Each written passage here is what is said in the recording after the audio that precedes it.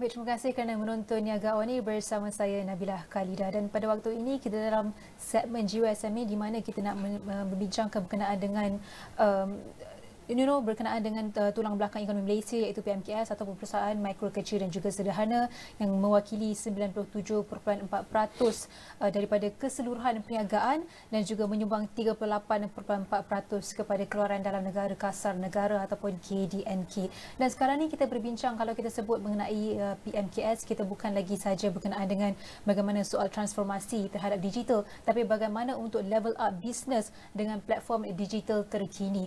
Jadi untuk kita bincang ataupun menyelami kisah inspirasi 3 usahawan hebat yang telah memanfaatkan solusi digital daripada Unifi Business untuk melonjakkan perniagaan mereka ke tahap yang lebih tinggi, terutama dengan dunia yang semakin bergerak ke arah kecerdasan buatan AI dan teknologi pendigitalan yang menjadi asas kepada daya saing dan kelangsungan perniagaan. Jadi tanpa membuang masa, saya akan terus menjemput tetamu kita. Bermula di sebelah kanan saya, Encik Astro, pemilik kambing yang aneh. Selamat datang.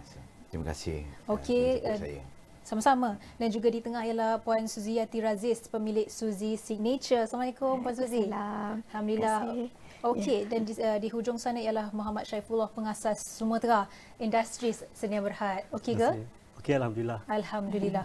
Okey, jadi kalau kita berada di sini, sudah tentu kita nak tunjukkan ataupun kita nak bawa perbincangan mengenai kejayaan usahawan-usahawan di Malaysia ini. Jadi sebelum kita berbincang lebih lanjut, mungkin kita mula dulu dengan Cik Muhammad Syaifullah. Ceritakan sedikit dari sebalik jenama Sumatera Industries ni, apa yang dijual? Okay, Assalamualaikum warahmatullahi wabarakatuh. Nama saya Syaifullah Ghani, founder kepada Sumatera Industries Sdn Bhd. Sumatera bukanlah dialek daripada Indonesia, bukanlah daripada Indonesia, tapi dialek daripada bahasa Terengganu, iaitu Sumatera, Suma Kenetera. Itu adalah tagline kita sebab saya bahasa daripada Terengganu. Jadi produk yang kita ketengahkan, jenama ni adalah jenama untuk bawa makanan masakan macam masakan mak, di mana kita menggunakan teknologi retort, tak perlu sepada peti ais, boleh dimakan di mana saja. Itu tagline kami, boleh dimakan anytime anywhere. Jadi makanan orang kata instan lah, Instant, mudah sedia betul. dimakan Dan tanpa bahan pengawet. Betul. Tu Cik Syaifullah pun dah jelaskan tadi, dengar macam Sumatera ingat daripada Indonesia, tapi sebenarnya itu adalah dialek Terengganu, Sumatera. Sumatera. Okey, itu adalah sikit sebanyak background untuk Sumatera Industries. Tapi untuk Puan Suzy pula, mungkin jelaskan sikit perniagaan, apa yang ditawarkan, adakah servis, adakah produk juga untuk Suzy Signature? Okey, hai, Assalamualaikum semua. Okey, saya untuk bawah Suzy Signature ni, kita mengetengahkan produk tradisional, di mana rempeyek kacang tanah, rempeyek dal dan juga kuih samprit, di mana semua ni saya cuba mengetengahkan kembali produk-produk tradisional. Jadi bermakna kuih samprit ni normally kita akan dapat pada hari raya saja, tapi untuk Suzy Signature kita ada produk ni sepanjang tahun, di mana customer boleh beli bila-bila masa saja, yang menggunakan orang kata apa, resepi adalah turun-temurun daripada arwah nenek dululah. Jadi sampai pada saya ketengahkan lagi dan kita cuba buat penambahbaikan lah untuk produk ni, untuk kita orang kata apa, sekarang ni ramai generasi baru macam kurang familiar dengan kuih-kuih lama. Jadi itu adalah Suzy Signature mengetengahkan produk tradisional. Jadi produk makanan tradisional, betul, resipi dari turun-temurun keluarga. Betul. Okey, itu adalah sedikit sebanyak berkenaan dengan Suzy Signature. Dan Encik Azroy, kalau dengar kambing yang ni, mungkin jual kambing, mungkin jual makanan. Jadi apa, sedikit boleh kongsikan sedikit? Okey, berbeza dengan apa sahabat kita Encik Saifullah dan Kak Suzy ni, saya pula dalam bidang yang lain, iaitu bidang ternakan. Dia lebih kepada binatang ternakan yang akan kita proses menjadi sumber bahan makanan yang mungkin Encik Saifullah sendiri akan buat rendang kambing ke atau buat apa begitulah. So jadi selain daripada binatang ternakan yang kita buat, iaitu servis akikah, korban ataupun apa saja catering, kambing golek ke, kita juga mempunyai produk kita yang lain, iaitu kambing perap. Tapi kita gunakan juga kita punya branding, which is kambing yang aneh kepada kambing perap aneh. Itulah. Dan juga ada beberapa lagi produk-produk yang lain seiring dengan kambing yang aneh itu, insya-Allah. So jadi ketiga-tiganya asasnya makanan lah. Betul. Produk makanan asas. Tapi berbalik kepada Sumatera Industri, Encik Syaifullah, mungkin boleh kongsikan mungkin apa perbezaan ataupun keunikan Sumatera Industri ni. Macam tadi Encik Syaifullah dah cakap menggunakan teknik retort, tapi ada juga perniagaan lain yang menjual produk yang menggunakan teknik yang sama. Jadi apa yang membezakan Sumatera Industri daripada jenama lain? Okey. Sumatera ni basically sebab saya orang tourism. Saya sebelum Sumatera ni lahir semasa Covid dan saya sebelum saya buat tourism. Jadi bila saya katakan saya pergi travel, saya nak makan sedap. Jadi apa yang membezakan Sumatera mungkin dengan produk-produk lain adalah dari segi kita memang menggunakan memang easy travel. Nombor dua dari segi bahan-bahan, kita tak menggunakan bahan-bahan instan. Kita memang segala rempah-rempah memang kita kisar sendiri, dan juga memang setiap resepi tu kita memang akan orang kata endorse by my mum lah basically. Jadi contoh macam dendeng, rendang, ayam masak merah. Kalau apa yang kita nak buat tu sebelum kita nak keluarkan, kita pastikan tak ada rasa-rasa yang pelik. Macam contoh sekarang ni orang agak skeptikal dengan produk ready to eat ni. Ada yang katakan bahaya, ada banyak bahan kimia, ada banyak bahan pengawet. Tapi kalau dengan Sumatera dia tak payah risau. Bila kita makan je memang tak ada rasa plastik. Yang tu agak sinonim lah kalau ramai orang tak nak makan makanan ready to eat ni di pasaran disebabkan ada rasa plastik. Tapi apa yang kita buat adalah kita gunakan pouch yang berkualiti tinggi, 4 layer, dan juga bahan yang kisar sendiri. Dan yang paling penting kita memang guna teknologi retort di mana kita buat pemanasan 121 untuk menghapuskan bakteria dalam pouch.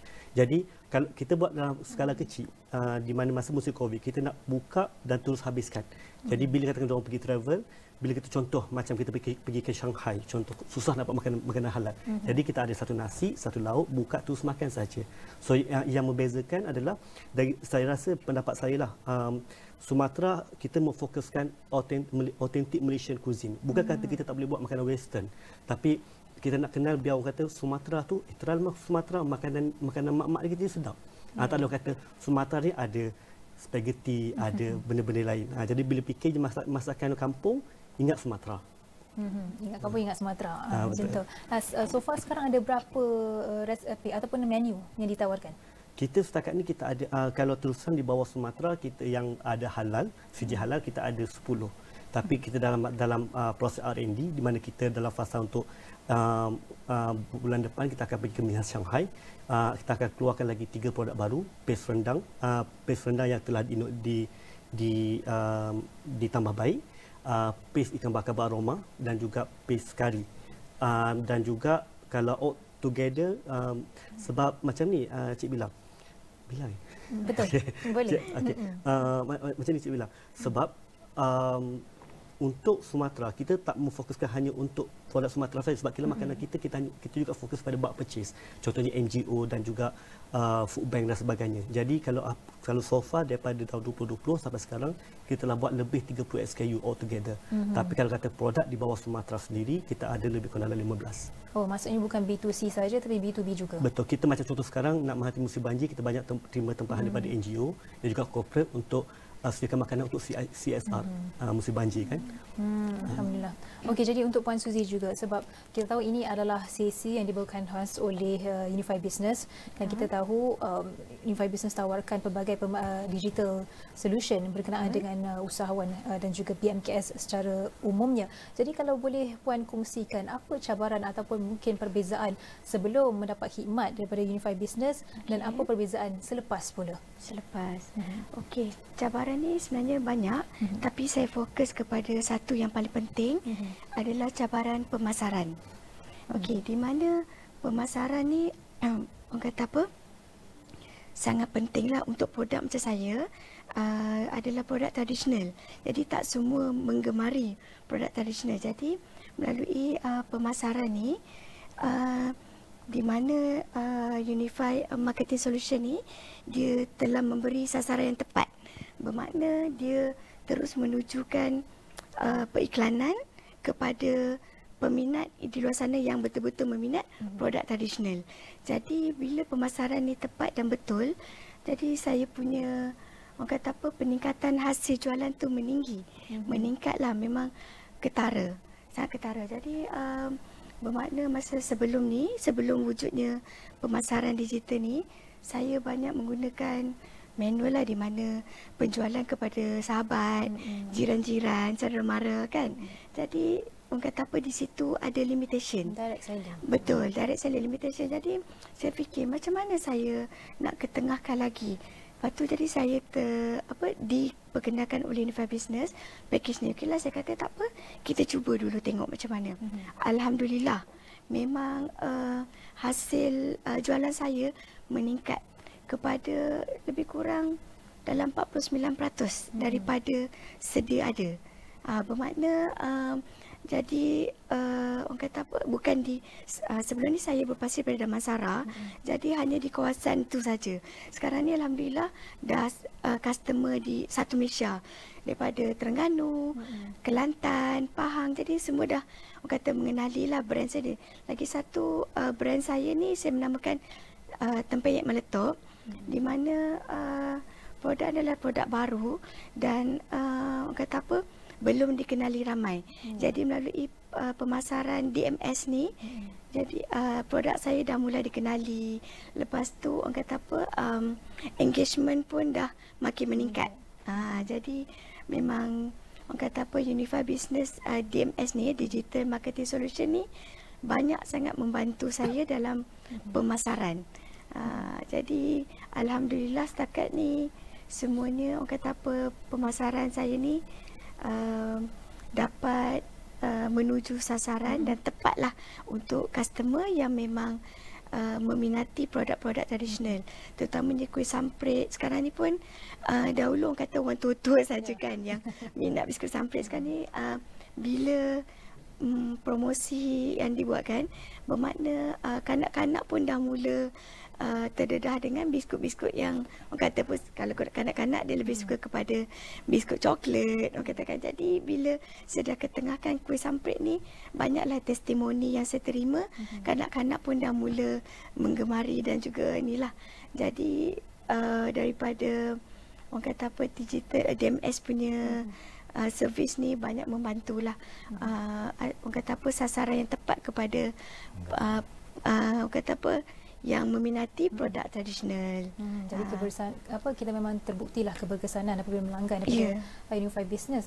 Betul. Tapi satu soalan saya, kalau sebab sekarang ni pun dah banyak tempahan kan berkenaan dengan makanan tradisional, tapi bila raya tu pula mesti bertambah, dia punya double, triple tempahan. Macam mana dari segi puan menerima ke semua order tu? Okey, memang tempahan tu 2-3 kali ganda daripada berbanding tahun-tahun sebelum. Jadi di sini saya terpaksa orang kata apa, kita open order lah awal sebulan, bermakna sebelum masuk je bulan puasa kita dah close order.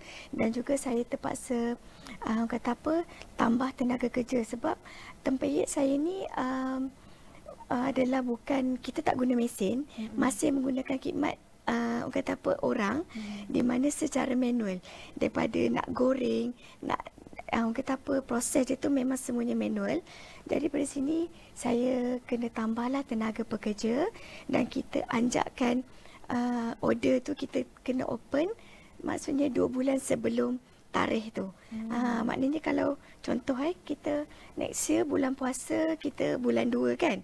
Jadi bulan 1 tu saya dah open order. Bermakna kat situ kita dah boleh bajet dan kita kena tingkatkanlah kata apa, tenaga kerja tu daripada berbanding dulu 1 kali ganda. Sekarang ni saya kena tambah 2-3 kali ganda lah untuk khas untuk raya punya order. Makin meletup-letup lah tempayek. Alhamdulillah. Alhamdulillah. Betul tradisional tak pakai mesin. Betul, kita tak pakai mesin. Itulah saya nak tanya juga, tapi nanti Azroy pula tanya bila sesi Encik Azroy kan. Jadi untuk soalan seterusnya, kalau kita tahu, kita lihat engagement, kalau kita buka dari segi TikTok ataupun apa-apa social media lah, page Encik Azroy Kambing yang Aneh tu memang jumlah followers pun dah cukup ramai, mungkin dikenali dengan video-video yang dihasilkan semua. Tapi kalau kita nak bandingkan dari segi macam mana Encik Azroy menguruskan perusahaan ataupun perniagaan itu antara sebelum mendapat khidmat daripada Unifi Business dan selepas, macam mana perbezaan dari situ? Adakah lebih organised ataupun lebih mudah? Apa yang boleh dikongsikan? Macam saya punya jenis perniagaan saya ni mungkin agak berlainan dengan mereka sebab saya direct kepada binatang. So jadi saya tak macam Kak Suzy bila raya dia tambah pekerja, saya tambah binatang. Macam Cik Saiful pula, dia tunggu musim banjir, baru banyak NGO dan juga lain. Saya tunggu raya korban. So dia punya perjalanan ni tetap sama, cuma different environment. Cumanya perbezaan antara sebelum dan selepas adanya Unifi bersama saya, terutamanya DMS. So daripada segi self branding ataupun kita punya apa kita panggil awareness kepada terutamanya pada bidang ternakan. Itu sangat mempengaruhi. Sebab sebelum ni orang hanya mengenal penternak ni kepada orang tua, orang lama, orang tradisional, kan. Tapi sejak ada DMS ataupun Unifi Business ni bersama saya, peternakan kambing ni sekarang dah kita dah boleh makin meluas. Maksudnya dah menjadi trend kepada anak-anak muda juga. So tidaklah sebenarnya peternakan kambing ni ada kerja yang boring, tapi sebenarnya tidak. Dia tidak boring. Hari-hari kita ada benda yang lain. Hari-hari kita ada apa cerita yang lain. Hari-hari kita ada pengalaman yang lain. Hari-hari ada luka yang lain juga. Luka kat sini, luka kat sini sebab kambing ni nakal. So dengan DMS juga exposure kepada dunia luar, terutama dalam bidang peternakan ataupun dalam saya punya environment of business. Dia memberi banyak pendedahan kepada orang luar, terutamanya rakyat Malaysia.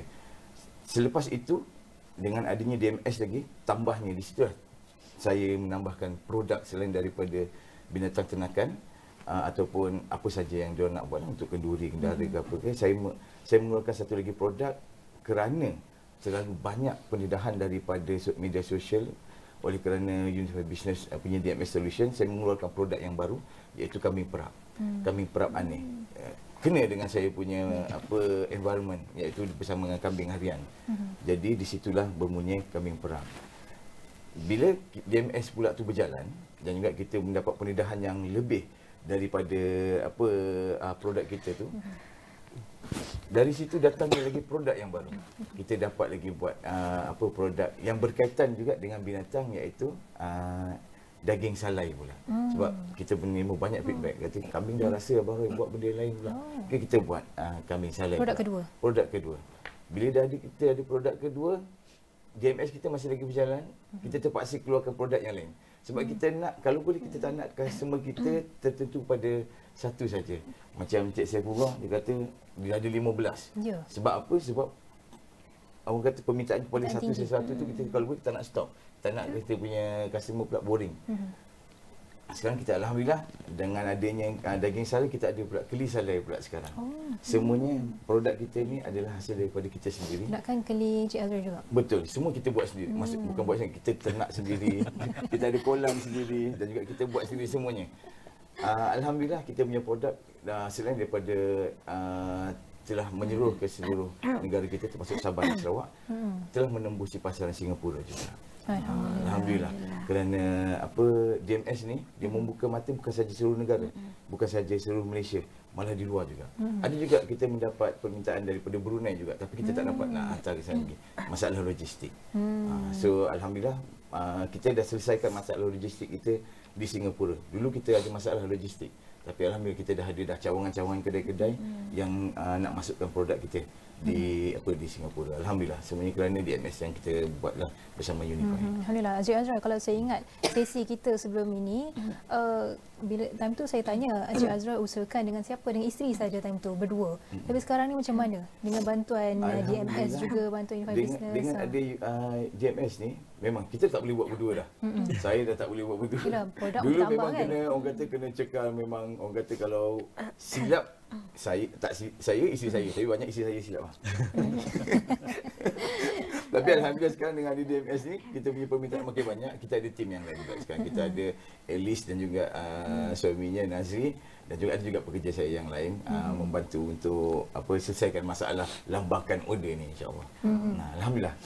Jadi kalau contoh order tu masuk, cara bekerja tu bagaimana sekarang? Sekarang dah lebih teratur dan juga organize. Kerana yang buat marketing sekarang selain daripada DMS secara menyeluruh kepada semua media sosial yang mereka buat, saya pula orang kata sebagai backup, orang kata kita undirect selling punya style. Kita dengan sesi live yang kita buat secara harian, jadinya digabungkan antara DMS yang menyeluruh ke seluruh negara, saya dengan sesi live saya yang hanya sekadar ambil 1-2 minit saja. Lepas tu bila semuanya order masuk melalui beg kuning terutamanya di TikTok, semuanya masuk ke kita punya tim packaging dan semua everything yang dipantau oleh sahabat saya, iaitu Alice dan juga Nazrin. Memang terorganize lah. Alhamdulillah. Itu memang antara satu contoh nyata lain apabila melanggan kepada DMS oleh Unifi Business. Betul. Saya nak berbalik kepada Encik Syaifullah. Kalau tadi kita dah dengarkan antara cabaran-cabaran daripada Puan Suzy dan juga Encik Azroy, mungkin untuk Sumatra Industries, apa mungkin titik terendah dalam sepanjang menjalankan bisnes ini? Apa mungkin situasi lah yang mungkin mencabar Encik Syaifullah sebagai seorang usahawan, pengasas dan sebagainya, dan bagaimana Encik Syaifullah mengatasi cabaran tersebut? Saya rasa titik terendah yang saya pernah hadapi di Sumatera ada dua. Satu adalah Sumatera ni kita tak buat personal branding. Saya tak macam Abang Azroy, di mana orang tengok live sebab dia. Dan juga kalau macam Kak Suzy, botol di sini pun memang comel, kredi memang comel. Tapi macam untuk Sumatera, saya tak katakan saya sebagai ke depan, tapi saya ada tim marketing untuk kedepankan. Jadi apa yang jadi kat sini bila TikTok Shop diperkenalkan, Sumatera antara yang terawal masuk, dan kita alhamdulillah kita naik bersama dengan TikTok Shop, dan pada waktu tu banyak usahawan-usahawan yang mula berjinak dengan bidang RTE, dan di mana pada waktu tu juga ada juga satu viral mengatakan Sumatera ni datang dari Indonesia. Kalau halal Indonesia tak semestinya halal. Jadi waktu itulah daripada sale kami dapat beribu-ribu tu drop kepada ratus-ratus. So waktu itulah kami cuba dapatkan balik, kami ubah daripada Sumatera homemade instant delicacy kepada Sumatera semua kena tera. So that's why kalau kita tengok dalam kita punya TikTok, memang Sumatera semua kena tera sebab kita nak ubah mindset tu. Jadi alhamdulillah kita dah back to normal. Yang kedua adalah bila kita buat semua sendiri, kita pernah, alhamdulillah masa saya diperkenalkan oleh Unifi, saya jumpa dalam satu segmen Kau Jual Apa di Miss FM.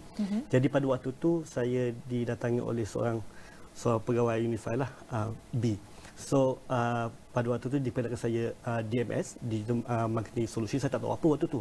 Jadi saya tengok ramai orang fokus kepada e-commerce, kepada Shopee dan juga kepada TikTok, dan saya nak lawan dengan harga diorang memang tak boleh. Sebab Sumatera kita pakai rempah-rempah yang agak premium yang dibuat sendiri, jadi kos dia agak tinggi. Nak berbanding dengan homemade punya jenama menggunakan diorang tak ada kilang dan sebagainya, of course dia punya expenses tu lebih rendah. Jadi saya nak cuba lari daripada B2C e-commerce tu. Jadi situlah saya cuba bincang dengan pihak DMS. Saya nak menceburi dalam bidang SEO dan SEM dalam website. Dan alhamdulillah daripada tahun lepas sampai ke hari ini, kalau katakan sesiapa penonton kat luar sana pun tengok the best ready to eat food in Malaysia, boleh cuba Google sekarang. Sumatera di first page yang paling atas, dan biasa kita ada dua di depan. Dan pada awalnya Sumatera bersama dengan DMS team, kita akan buat artikel dan DMS team akan tembak ads.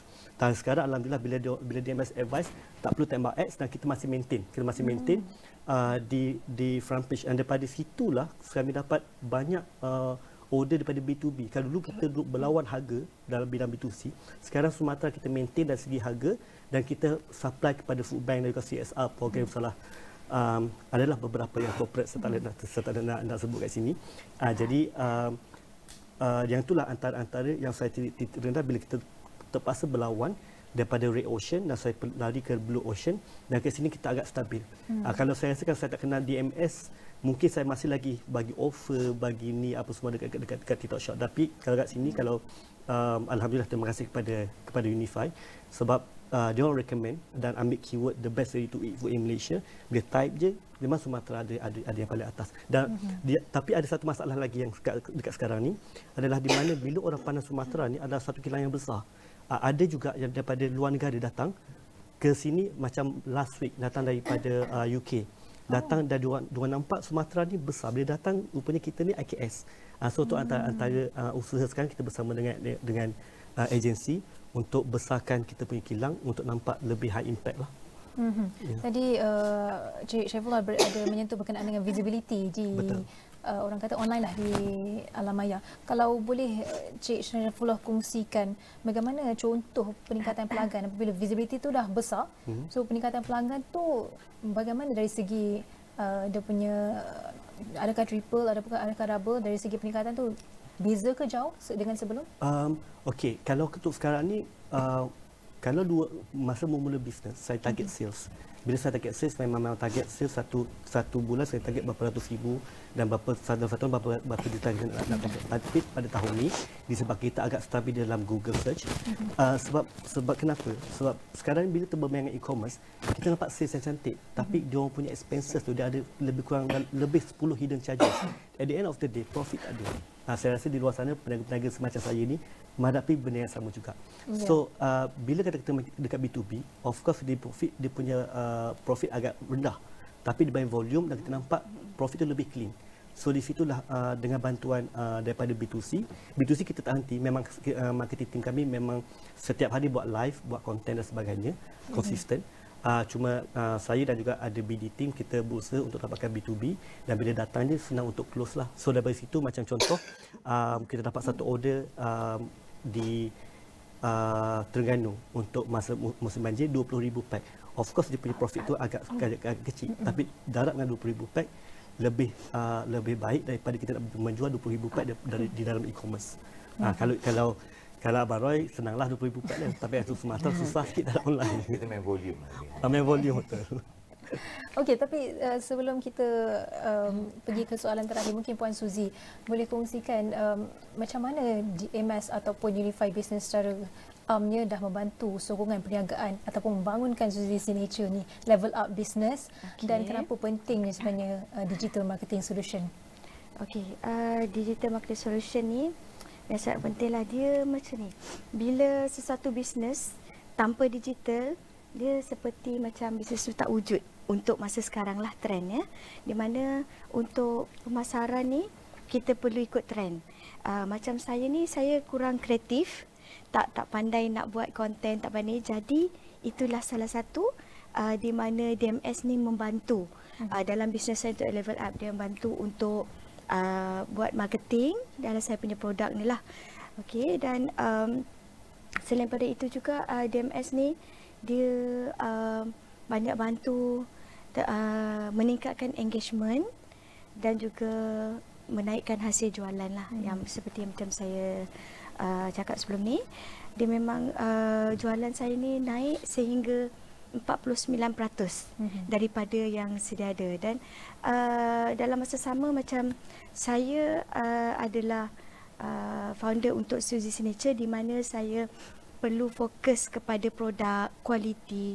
Jadi dalam masa sama macam saya tak seperti Cik Syaifullah, dia ada samurai yang boleh ke tengah untuk buat konten, macam saya tak ada. Jadi di situ di mana saya nak kena tengok pemasaran, nak tengok kita nak maintain kualiti tu, so agak sukar. Jadi DMS ni membantu saya banyak lah. Jadi DMS ni dia bukan saja daripada segi konten, daripada segi orang kata apa caption segala-galanya. Sebab saya ni memang orang kata apa orang kata kurang kreatif lah dalam bab-bab tu. Jadi saya serahkan 100% lah kepada DMS Solution ni untuk buat promosi. Alhamdulillah, orang kata apa, saya dah tak perlu nak fokus dua benda.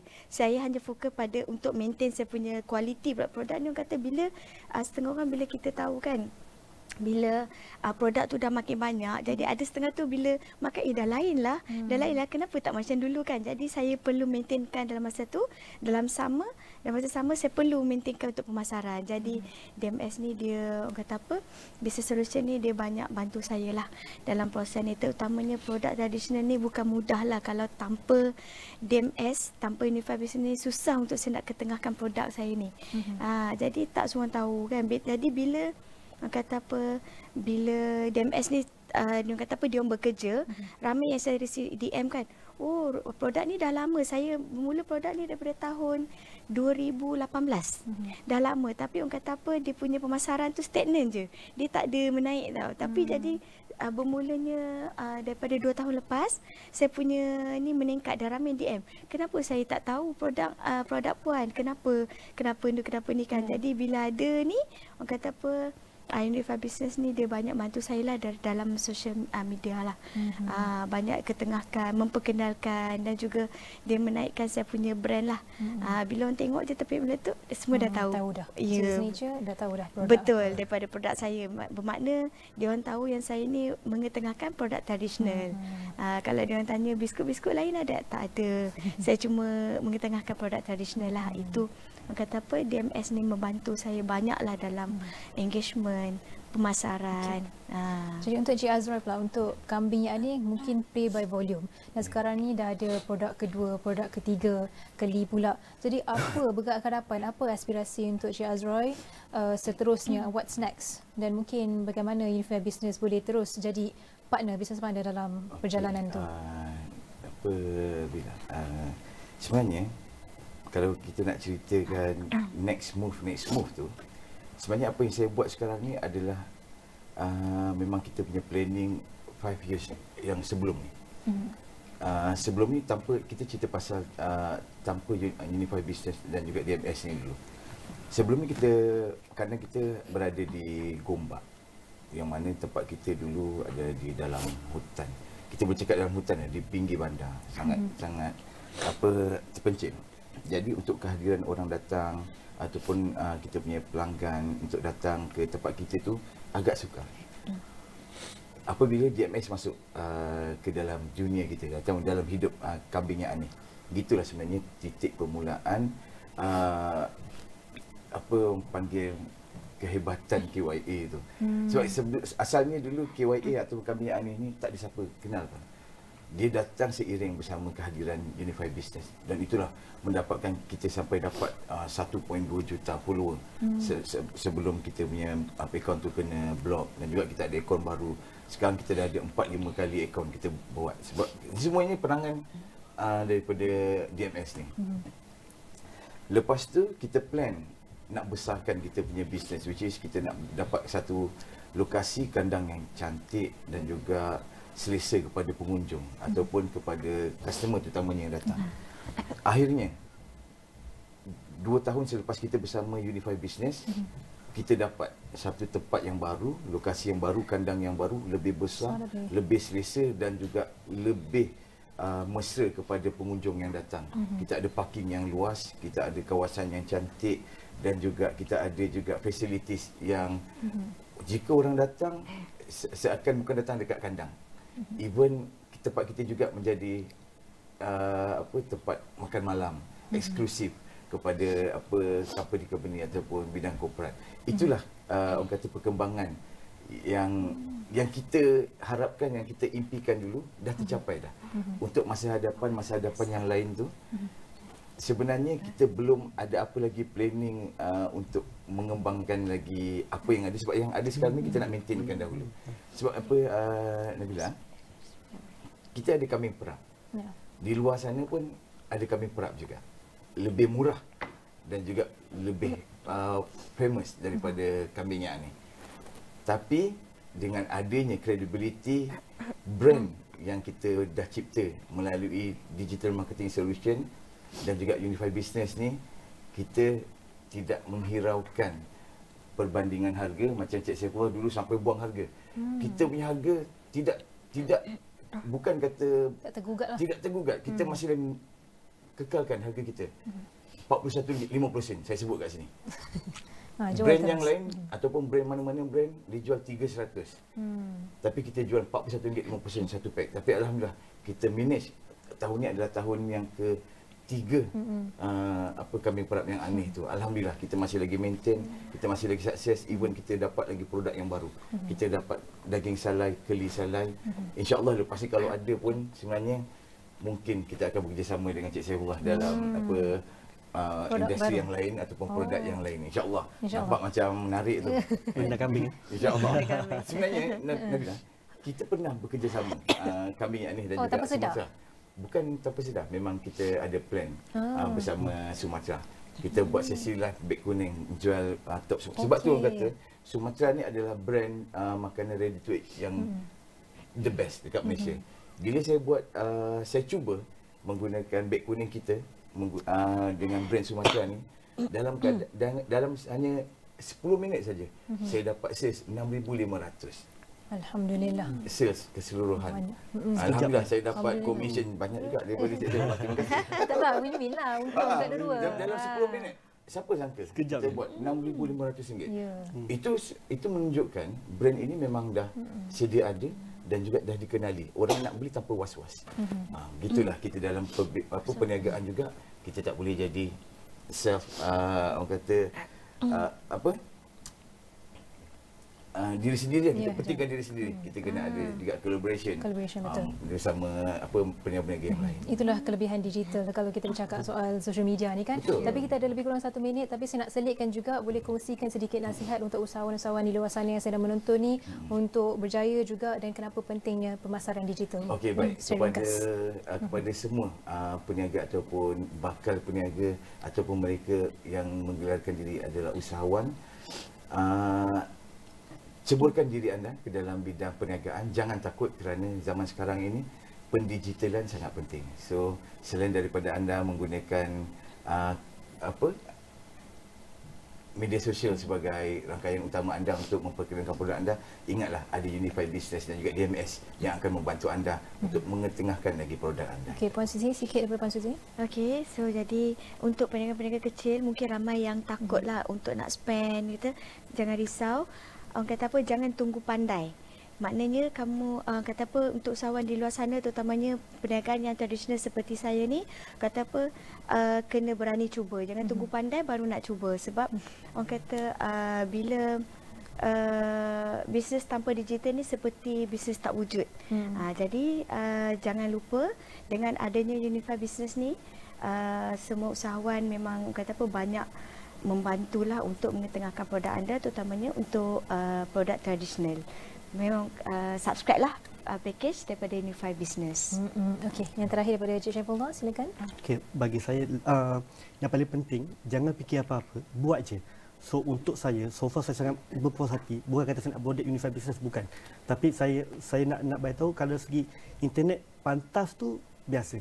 Tapi apa yang saya rasa best di Unifi Business adalah ada 3 benda utama. Satu adalah networking, connected to grow. Macam kami ada sekarang ni, kami selalu berbincang, bergurau dalam grup, di mana kalau ada masalahnya kami share. Macam contoh dengan abang Astro, kami pergi ke kandang untuk tanya, apa lagi nak buat dah, apa lagi nak buat dah. Yang itu the best, connected to grow together dalam business icon Unifi Business.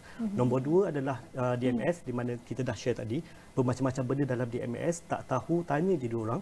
Dan nombor 3, saya rasa yang paling saya happy dengan Unifi Business adalah cloud storage. Di Mekah sekarang ni saya rasa hampir semua usahawan IKS di luar sana menggunakan shared drive. Tapi dengannya cloud storage, dengan bayar yang sangat minimum, 1.5 terabyte, segala informasi, konten-konten letak di dalam tu. Walaupun saya di mana-mana, di overseas sekalipun, saya ambil gambar, ambil video, letak dalam tu, tim saya kat office boleh buat kerja on the spot. So yang tu je lah, be connected with the group, DMS dan juga Unifi Cloud Storage. Join je dan subscribe je Unifi Business.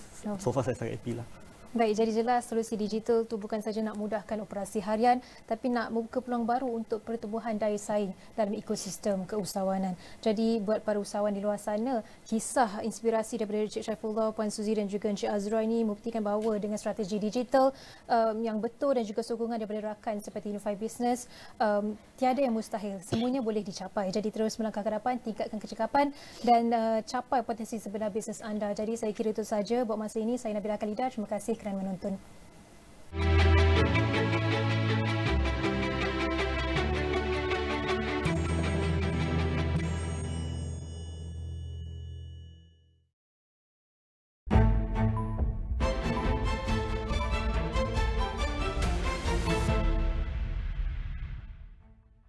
Deepavali வந்துருச்சு, வீடும் நிறைஞ்சிருச்சு, எல்லா பிள்ளைங்களும் வேலைய ஆரம்பிச்சிட்டாங்க. ஆனா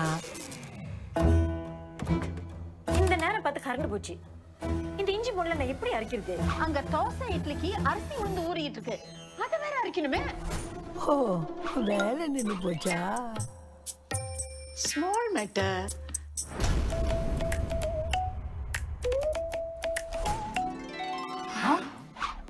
என்னதான் காலம் மாறினாலும் நம்மளுக்கு எப்பயுமே கை கொடுக்கறது நம்ம பாரம்பரியம் தான்.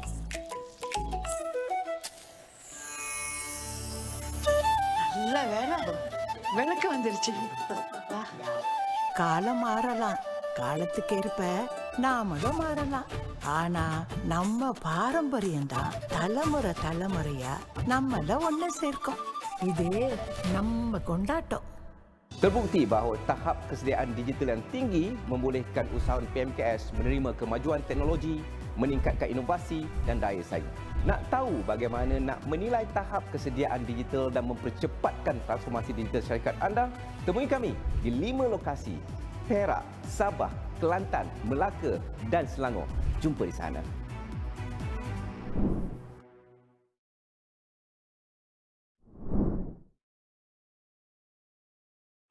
Ada yang perdebatan bahawa GST perlu dikembalikan semula kerana ada yang mempertikaikan bahawa SST itu tidak efektif. Isu buruh kanak-kanak bukan sahaja dalam bentuk fizikal tetapi juga bentuk moden yang lebih licik dan juga terselindung. Kita tengok buruh kanak-kanak dan ada juga buruh paksa kanak-kanak. Kumpulan FB dikenali sebagai grup budak-budak sekolah rendah yang didakwa menyebarkan gambar remaja perempuan tidak senonoh telah pun ditutup.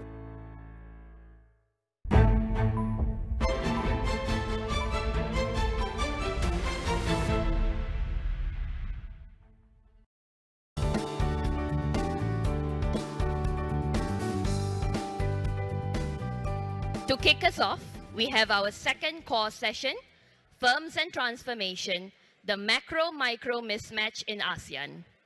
Whilst economic growth in ASEAN has remained strong, equity returns have been more mixed, challenging preconceived notions.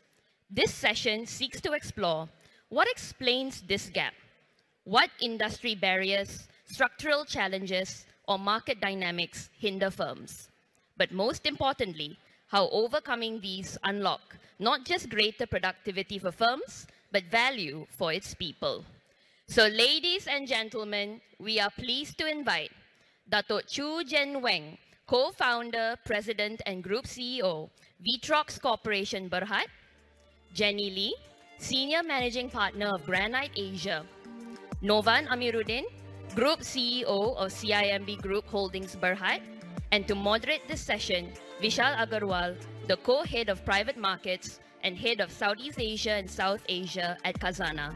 Over to you, Vishal. Thanks. Thank you all for joining us. I hope you had a great lunch. Caffeine's kicking in, I hope. So today we have an exciting and relevant topic to debug, the macro-micro mismatch in ASEAN, right? ASEAN's macroeconomic performance has been strong, yet investment returns have been mediocre, to say the least. You know, in short, good growth story, but middling investment story. Now, what drives this disconnect, right? Is it industry barriers? Is it the market size or scaling up issues? Maybe a gap in entrepreneurial innovation, or maybe even the business history, which is by and large family businesses with state-owned enterprises, right? So this session, we will delve into the factors behind ASEAN's markets, unpacking its challenges while also exploring pockets of opportunities that we can leverage to unlock returns, not just at the macro level, but also at the micro level. So today, I'm delighted to be joined by our three panelists. We have a banker, an investor, and a founder to help us navigate this topic. So first and foremost, I'll introduce Jenny Lee. Jenny is a senior managing partner of Granite Asia. As a jet engineer, amazing, right? Jet engineer turned VC investor, okay? She has seen a lot in this region with more than a 25-year track record in investing and has backed some of the most iconic businesses, including Xiaomi, Kingsoft, and XPeng. She has led 20 IPOs, up to date across 5 different global exchanges and has delivered numerous exits via M&A, right? So she's here to provide a unique investor perspective on ASEAN mismatches in terms of geofactors versus returns and the challenges that an investor faces in the region, right? Next up, we have Dato' Chu. Dato' Chu is the founder, president, and CEO of Vitrox Corporation Bharat. He is a leading figure in Malaysia's ANI hub in Penang, where he founded the company almost 25 years ago to become the leading global provider of innovative automated vision inspection systems for the semiconductor and electronics industries. I hope I got that right. He has won several awards, including EVA Entrepreneur of the Year in 2022, and the company was featured in the Forbes Asia Best Under $1 Billion list a few times. So he's here to share his perspective as a successful entrepreneur, having navigated through the ASEAN's challenges and risks in the past decades, right? Last but not the least, we have Novan. Novan Amiduddin is, as you all know, is the CEO of CIMB Group Bharat, a leading bank in Malaysia and ASEAN with a presence across 10 countries. He is an ASEAN specialist with experience of over 2 decades in banking, having based out of Malaysia, Indonesia, and Singapore. He's here to share his unique perspective as a seasoned banker, having observed multiple steady ants and bold grasshoppers in the ASEAN over the past decades. So ladies and gentlemen, please help me welcoming our dear panelists for the session.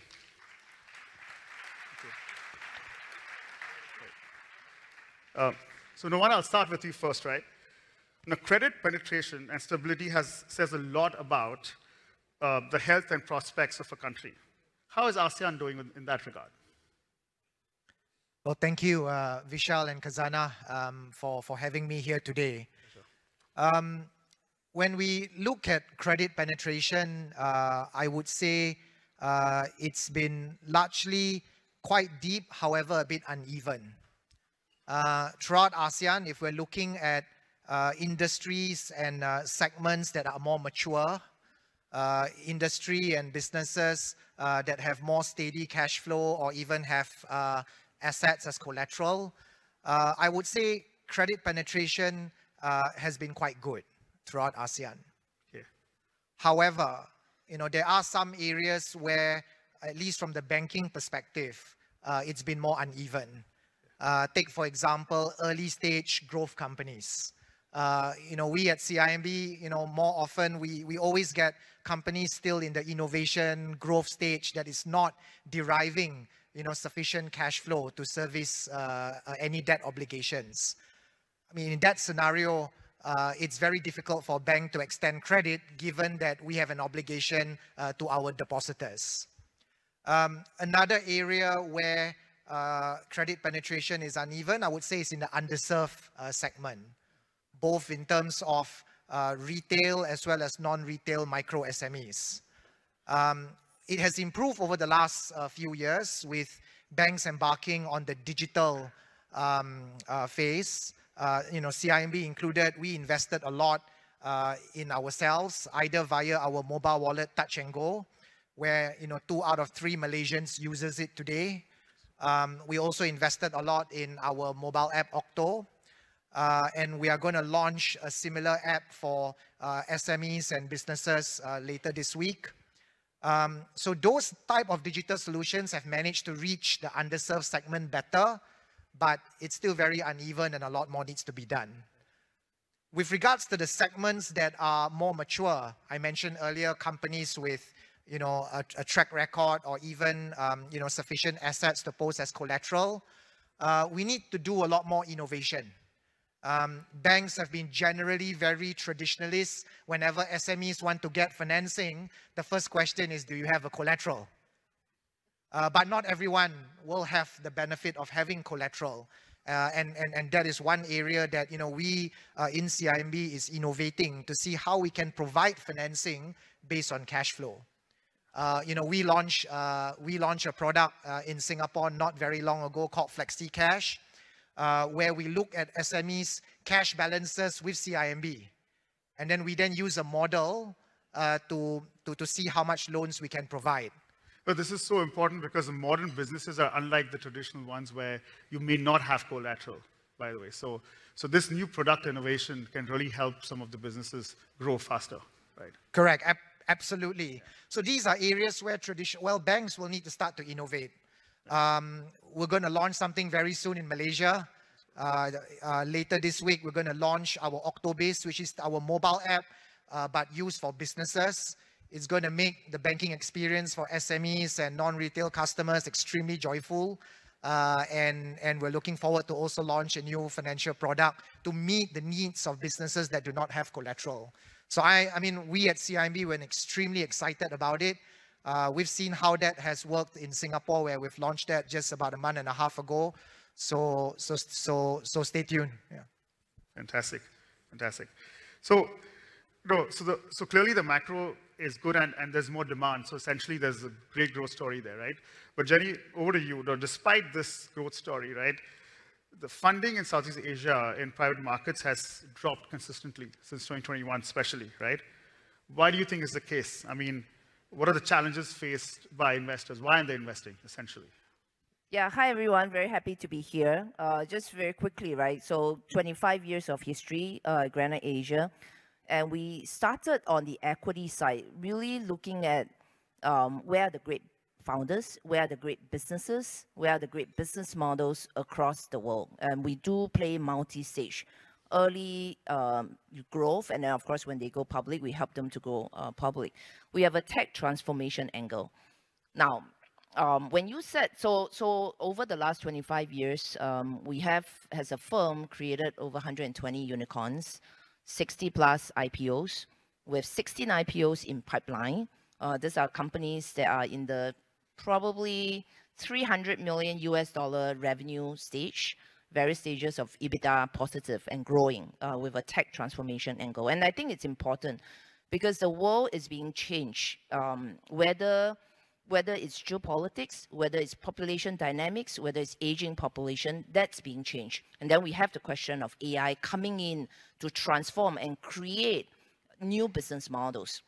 And so, Vishal, coming to your question. So when we come back and said, you know, you can make money in US, you can make money in China, homogeneous market.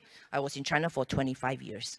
And you know, when you look at a market and you say you want to make money in 5 years in venture, that's just too short. But when you have a 25 years lens, you can afford to go deeper into, does this region have the right entrepreneurs, the right ecosystem, the right capital structure, and actually the right to win, to actually create outcomes. Great companies will then create very good outcomes. And so we ask ourselves the question, right? Obviously, if you look at all the historical stats, Southeast Asia hasn't produced, or ASEAN hasn't produced the level of great outcomes that we like to see. But you know all that changed. I want to highlight this because I met Dr. Chu in Penang almost end of last year, right? Because I always ask the question, so in every country, beyond the policies, beyond the economy, where are the entrepreneurs?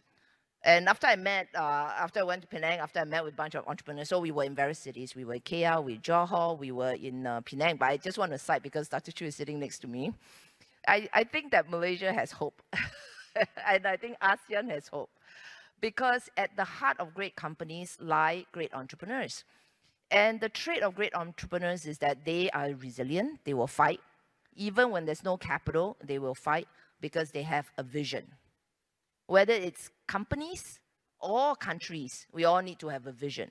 And today, in worlds where the old rules are gone, rules are being rewritten, it's even more important to have a vision, right? And so actually, I want to go back and say, yes, maybe the last 10 years, last 20 years, the region hasn't been prolific.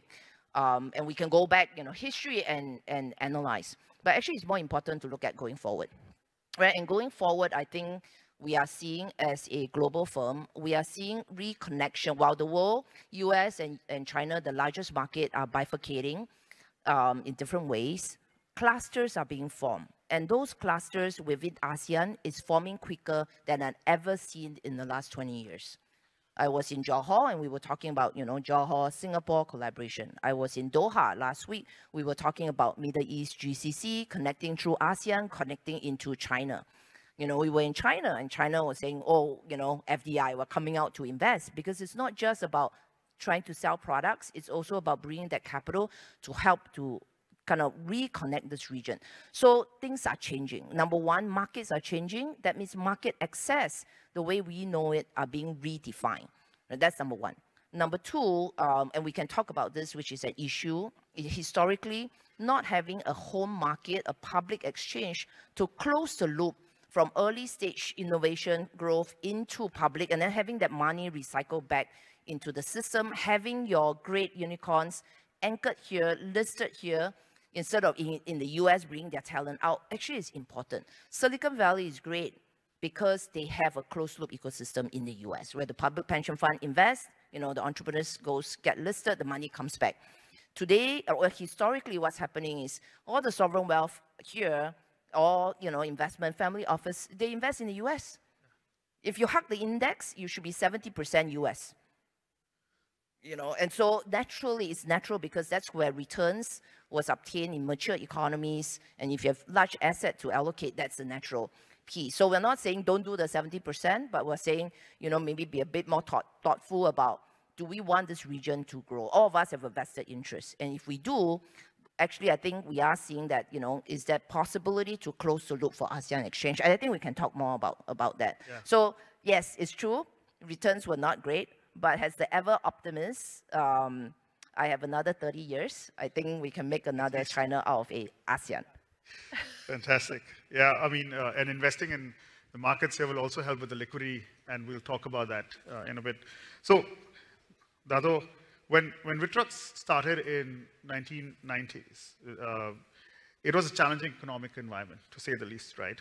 Especially post the Asian financial crisis. Now, from your vantage point, right, what are the challenges that you faced? And how did you frame the risk of starting something new? Like, what went through your mind to do that?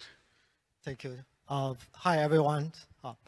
Let's start about Vitrox. In 1995, I have a chance to pay a visit to Silicon Valley because I work for Hewlett Packard, Penang, and they sent me for a meeting. Then I took a chance to visit an HP garage. That's where two Stanford graduates studying EE, after listening to the advice from the lecturers not to join big multinational companies in the East Coast at that time, but to start something small in California. And the rest is history. These two gentlemen started from a garage and grew to become one of the greatest technology companies in the world. And that moment really inspired me. And then I thought, I'm also a graduate in EE. If they can make it, why I can't? So I planted a seed in my heart at that time that giving opportunity, if I go back to Malaysia, I want to build a great technology company in Malaysia by Malaysians. I want to make by Malaysian products. That was 30 years ago. And today we know that the relative is that Malaysia want to transform from make in Malaysia to make by Malaysia. But we have started that 20 over years ago. So to go back to your questions, when the opportunity came in the late 90s, when ex-colleague asked us to build a vision system, I thought my opportunity came. So I just left. Knowing that I'm going to get a business if I successfully build the first products. I don't look at the economies, I don't look at many other things. I just saw that I have a chance to build a great technology company. So we work extremely hard. I let go my good income from my MNCs, and I look at my bank account. I only have 3,000 bringing out to start a business. So luckily, I borrowed money from my wife, family, and friends, and with 20,000, I started everything from my bedroom, and today the company worth about 8 billion ringgit. We go through a lot of challenges. Thank you. I think the first challenge is on talent. Who want to work for a startup at that time where I operate my company from Penang, where you will see so many big multinational companies. They took almost all our top talents in the countries. And also, I have to fight the way out. So what I did, again, I have no money, I have no technology. I have a little bit about technology, but I don't have the brand. But I just shared about my vision. A vision that one day Malaysia probably can build a great technology companies. And I talked to 100 people, few hundred people, only few of them believe that. And this few of them now become a multi-billionaire. So I stop it here first. Thank you. Oh, what a story. Thank you, Dato. We need more Dato Chus, but maybe with less struggle, I hope. No, the struggle is part of it. Without struggle, you cannot go to 80 billion. Yeah. That's your target. That's also next. True. Yeah. So shifting gears a bit, right? So the FDIs are a major part of this journey, right? And Novan, over to you. There has been multiple material FDIs in the past, right? And however, it has not effectively translated into innovations, IP, and scale-up players, right? What do you think was missing? What did we miss in the past, right? In a general sense. I mean, it's a good question because this links back to the macro-micro mismatch where, we have all the macro, but for some reason it's not translating into capital market value. I would divide this into two components. The first bucket is, when we attracted FDI in the past, and when I mean we as ASEAN, it was due to that point in time, the conditions in that point in time where we did not have much capital. We were probably not the consumers of the world, but we had cheap labor. And therefore, ASEAN was set up as production centers, and we attracted a lot of FDIs, a lot of MNCs, like where Dato Chu first worked. And that has benefited us. It created a multiplier effect. It inspired Dato Chu to set up Vitrox, which is now an 8 billion ringgit market cap company. But because it was set up as a production center, the benefit went back to HQ. So it does the production, it interco back to headquarters. Headquarters is where the company is listed, and it reaped the benefits of capital markets back in the headquarters. So therefore, you would see that although a lot of the hard work is done here in Southeast Asia, the benefit of the multiple expansion was derived back in HQ where the interco happened. But that is fine because that was what we needed at that point in time. And it did generate the multiplier effect and, Dato Chu's and other entrepreneurs. But I think moving forward, as what Jenny mentioned, things are now changing. We now have the capital. In fact, emerging markets are lending money to the United States by buying treasuries, and the United States is using our money to buy products from us. So we are doing the work. We're also lending money so the US can buy products from us. Things have changed. We now have capital. We are also now one of the largest global consumer markets. So there's no reason now for FDIs to be structured purely as a cost center here in Southeast Asia, where it intercoes back to headquarters, and headquarters does all the sales, and headquarters book all the profits, and headquarters get the capital market gain. Right. So the recipe and the structure for FDIs then need to change. We then need to, we have a lot of liquidity. A lot of our asset managers are investing abroad, to your point, hugging the index and making decent returns. Nothing wrong with that. But this is where now we, the asset managers here, need to allocate some capital, partner local champions like Dato Chu, and then take that to the next level, and eventually go to the capital markets and IPO, and we'll start having our knowledge companies and technology companies and innovation companies on the capital markets. We need to do that. Interesting. And we're not short of recent successes. Khazanah has been extremely successful partnering local entrepreneurs in FarmFresh, for example. Time.com is one more. CIMB, I mentioned disrupted ourselves by coming up with Touch and Go many years ago, but we partnered Ant Financial. Yes. We wouldn't have scaled up such to the point where every 2 out of 3 Malaysians are using Touch and Go if we did not have the Ant Financial technology and platform. Absolutely. So we have seen a number of these recent successes, and I'm extremely confident that the structure that we're putting in today will benefit us. I mean, we heard about Jelawang Capital. We know about what Quap is doing on the private equity space.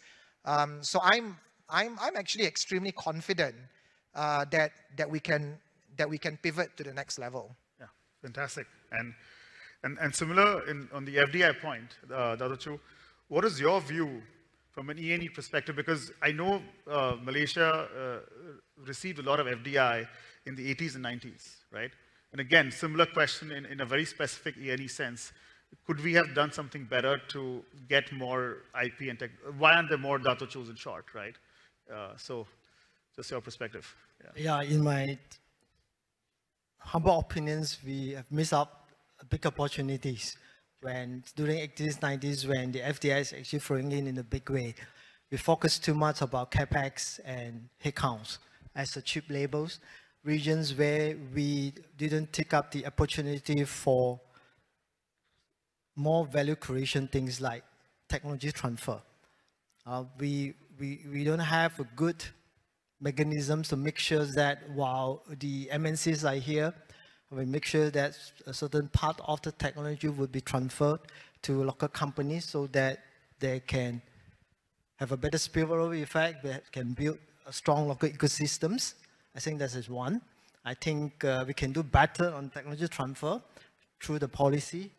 There are too little of local content. Even we have so many multinational companies here, they have enjoying a lot of benefits and incentive. But then, if you drill down to look at how much local contents that they actually used in most of the MNC, specifically in the semiconductor electronics, you will probably find that is pretty low, despite the fact that now we are the number 6 largest semiconductor exporters. And I think 1 year probably the export value would be 500 to 600 billion ringgit. But if you really look at the value added, probably about 100 billion, 100 to 150 billion, which is only 20-30%. But if you compare that with Taiwan, which is 40-50%, compared to Korea, probably even higher, because they have the IP. We don't have, we just low-cost manufacturing.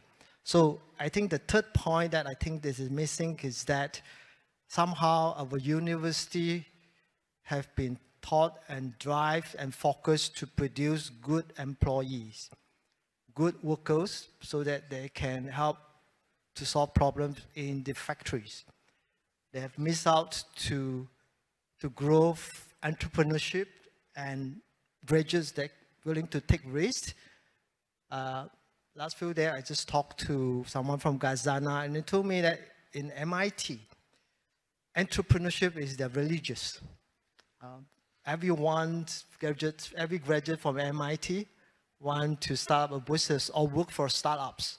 But should you ask our graduates in Malaysia, probably you get a very different answer. They want to work for multinational companies.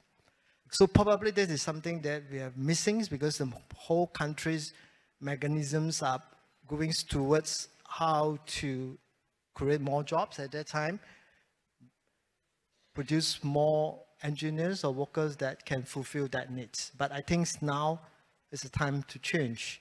How can we able to capitalize and seize the once of a generation's opportunities that present to us in ASEAN, to turn that around? How can we treat the FDI by then making sure that this FDI would are able to build the DTI and create more global champions for Malaysia, from make in Malaysians to make by Malaysians. Yeah, thank you. And that flywheel will then inspire other entrepreneurs and, and so on and so forth, right? So it's a very important point. Thank you. And so, Jenny, you spoke about the whole ecosystem earlier. But let's just focus on the startup ecosystem in ASEAN, right?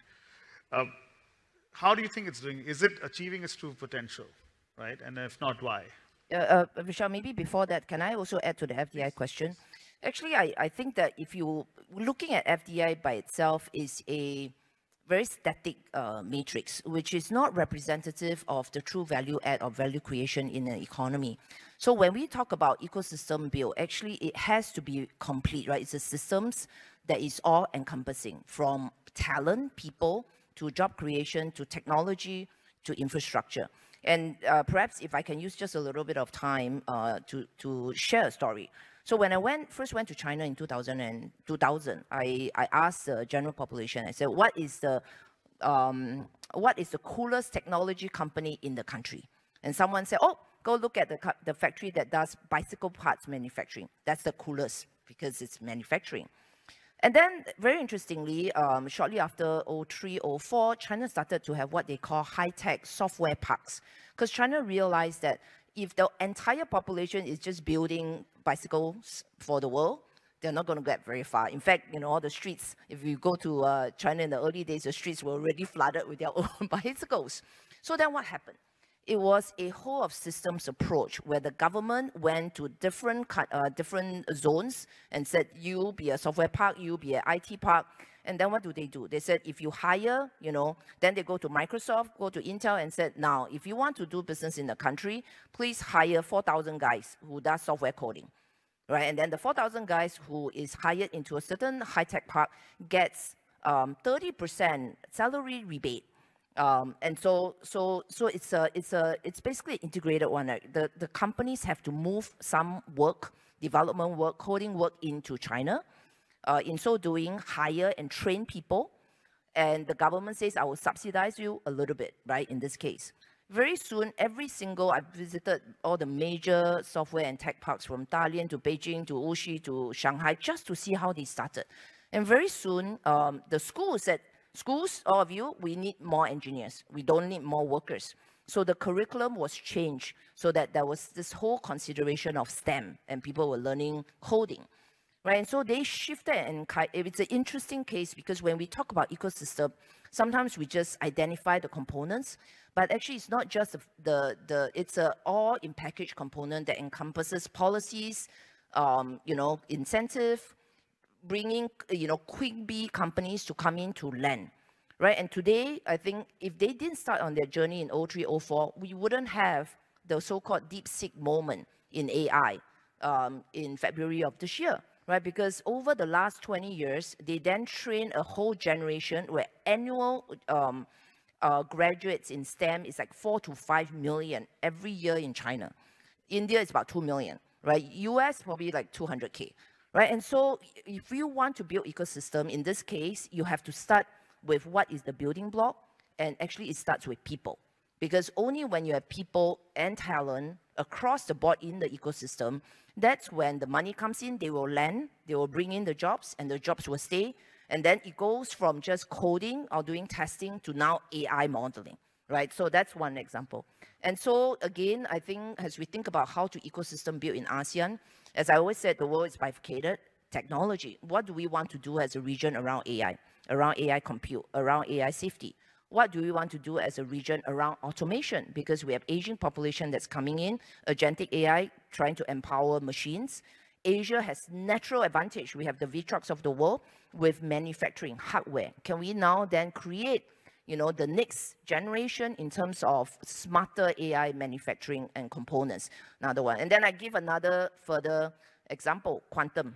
Right, quantum computing, we think this is a technology where only the rich and the large countries should do. But this is fundamental in defense.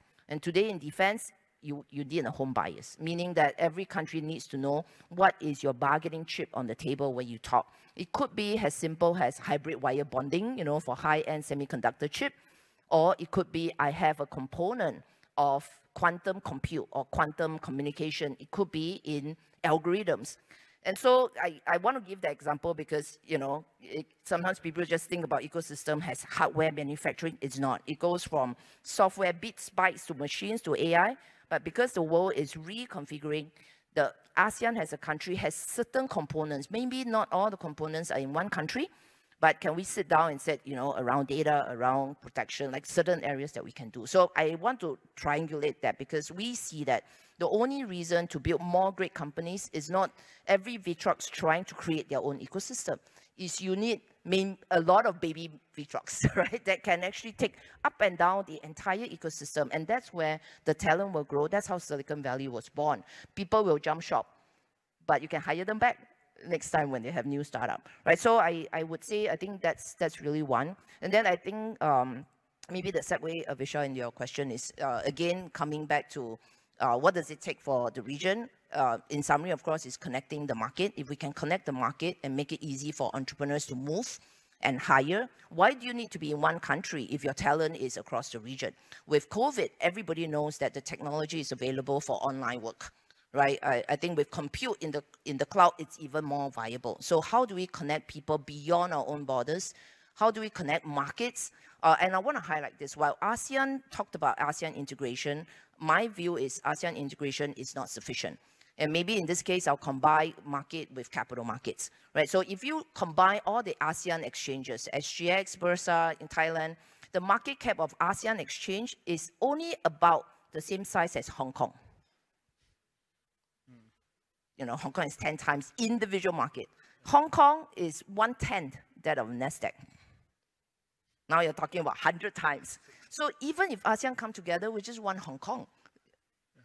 Right, this year, I think there are investors in the audience. Hong Kong Exchange now has gotten about 70 IPOs done year to date.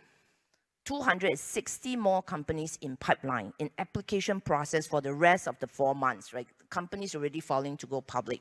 While people are not saying the IPO market is back, US is still not back, India has its own, Japan has its own, Hong Kong is actually coming back very quickly.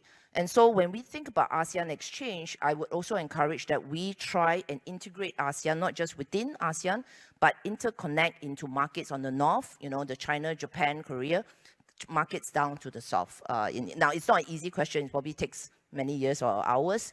But again, I think that there's an impetus that if we can connect that, I think the entrepreneurship, the capital, not just within the region, international capital flow will come back. Maybe just one slight last point. I recently had an IPO in one of our portfolio company, went to Hong Kong 3 months ago, got listed.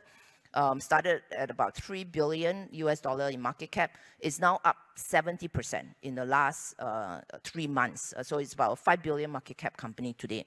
I ask, where are the investors? Where are the investors? Is this the Asia guys buying? Is this the China guys buying? The answer is very interesting. At the IPO, 13 times institutional demand oversubscribed. Retail, 130 times. And I said, so if you take away retail, of the 13 times institutional, actually 2/3 of the money came from international, right? Of which there were hedge funds, long-only funds, European anchor, people coming into Asia. And so is it possible to attract capital back into the region? Actually, the answer is yes. But it needs the right company. And you know, this particular company, 80% of their revenue is international. Right? So from Asia to the world, if the region comes together, I am positive that it can be done. Okay, thank you. And you know, the other two, you mentioned what role we played in the semiconductor industry, right? But you know, from semiconductors to AI, ASEAN is part of the global supply chain for sure, right? But arguably, it's probably capturing a smaller profit pool, right?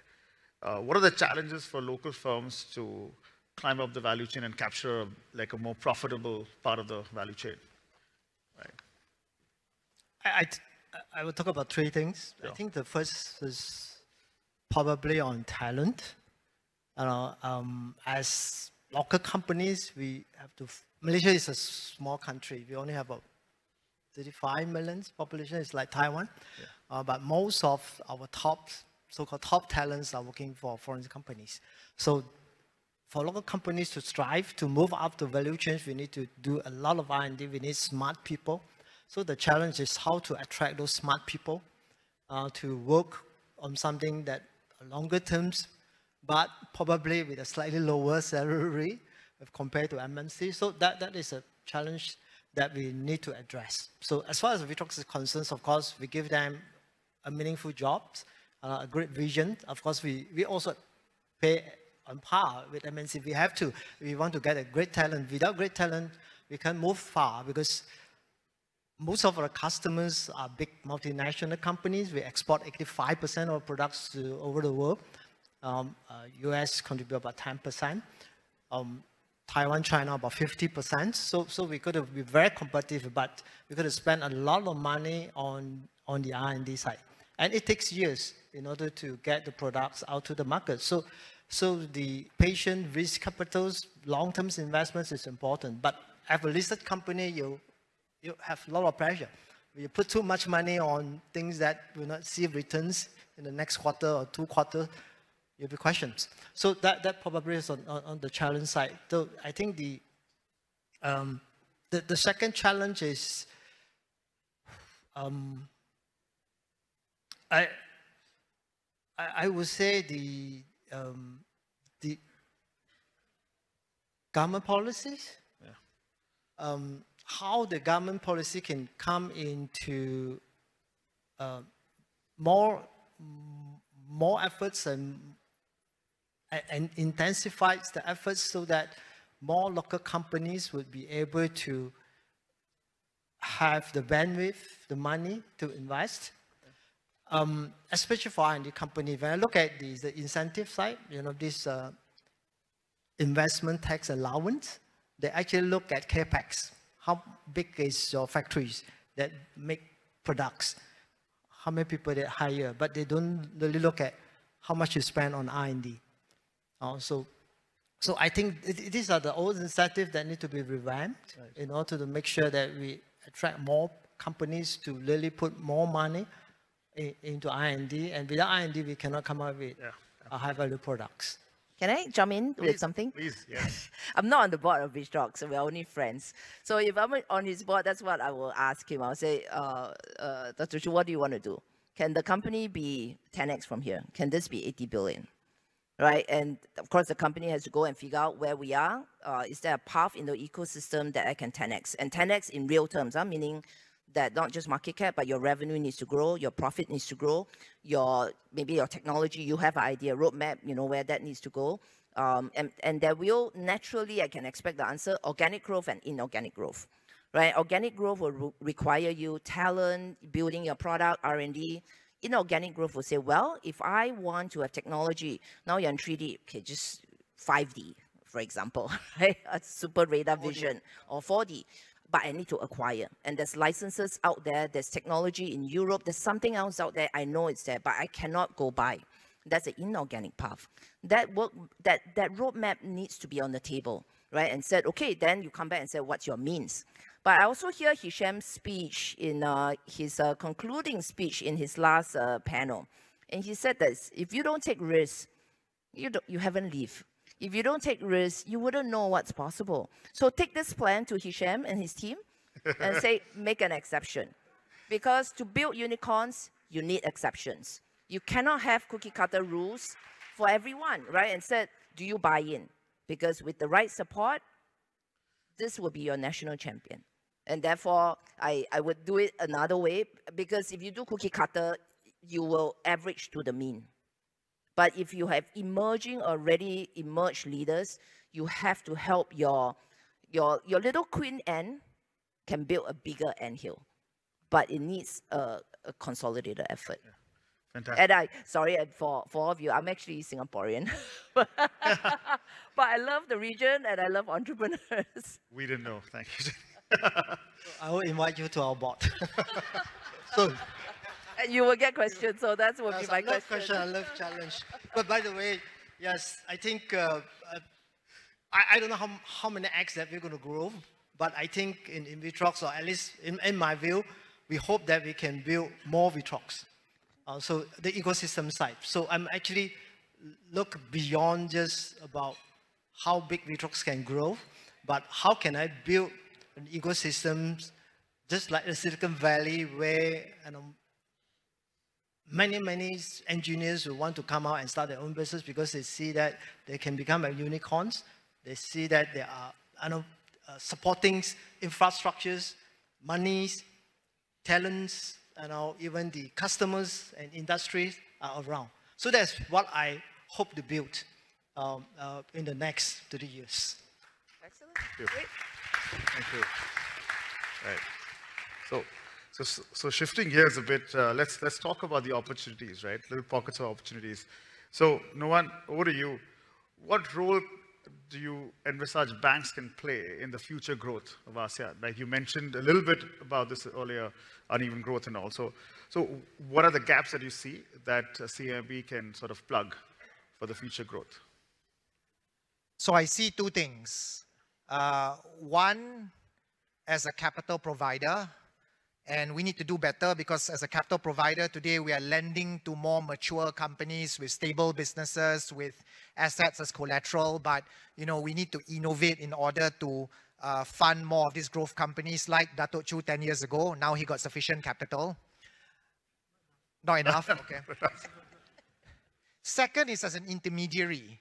In fact, I would now want, after this, to go and speak to Dato' Chu and Hisham and advise on a Khazanah investment into Vitrox, together with the Temasek investment, as Jenny and both Hisham goes on the board of Dato' Chu. So, Dato' Chu, CIMB would like to be your advisor in this. All right. So you create national champions. We'll also provide capital. And, we had a great discussion in Langkawi. I was extremely inspired by your story. So, yeah, Vishal, as an intermediary, clearly a lot that CIMB and other banks can also play. But then I want to also rewind back. While we want to play a role, the points that Jenny mentioned, two things I picked up from what you mentioned. One is ASEAN is very, in a way, many different countries with different regulations, different capital requirements, different laws to move people. The capital markets are very segregated. Even consolidated is still smaller than or the same size as Hong Kong, which is 1/10 the size of the US. And that all need to be addressed as well. That all need to be addressed as well. As a business operator ourselves, CIMB, we're in 10 countries. While we have improved a lot over the last many years, it does still feel like we're operating multi-local companies. We have a big presence in Indonesia, we have in Malaysia, obviously, we have in Singapore, we have in Thailand, Philippines, Vietnam, Hong Kong, Shanghai. It feels like we're operating many multi-local companies. So certainly a lot more integration within ASEAN would be important. So more integration across the markets, allow us to move capital and human capital a lot more freely. And then also a lot more consolidation on the capital markets, that's important. Especially in the current environment where it's all about passive ETF and investments. It's all about scale. And if you're so segregated, you don't have scale. Yes.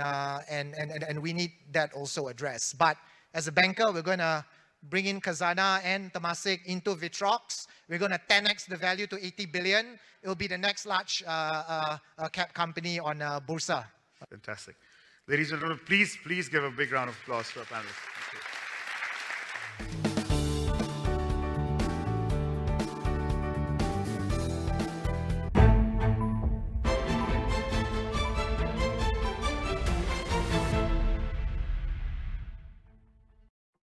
Dibawakan oleh penaja utama jelajah jiwa SME, Unifi Business, rakan digital pilihan anda.